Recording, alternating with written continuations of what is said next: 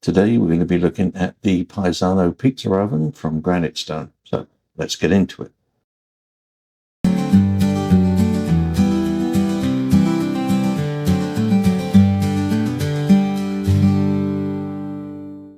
Taking a look at the outside of the box with all the specs.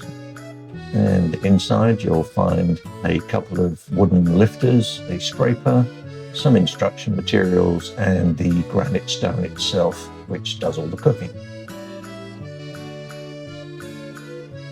First thing you need to do is preheat the oven by turning the two dials at the top. One is for the underneath the stone and the other is for on top. It recommends taking it to the full 800 degrees, but I figured that was a little bit high, so I took mine to 600. It takes about 15 minutes or so to get to that temperature. Once you've reached the desired temperature, it's time to get the pizza onto the stone. The instruction book recommends using the wooden paddles that they supplied to do this. I found this a little bit tricky, and for the first time we obviously didn't put enough flour on the paddle, so the pizza was a little bit reluctant to come off, but we got there in the end.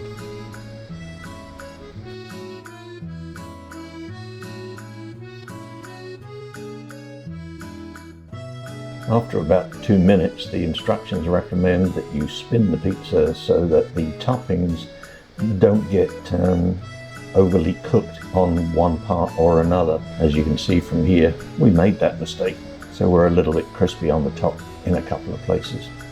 This first try, I think we probably could have used a little bit more flour on the bottom of the pizza crust as well, because it did kind of stick a little bit to the stone. But as you'll see coming up, the second attempt was much better.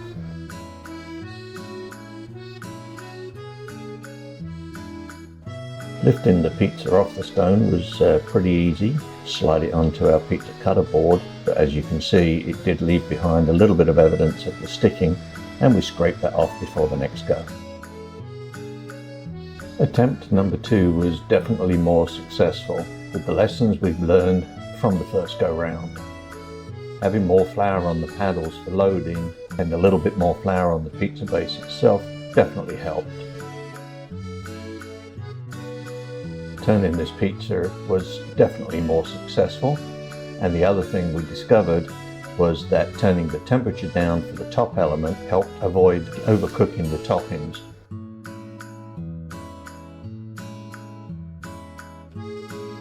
Lifting the pizza off was a piece of cake again, and it came with no problems whatsoever.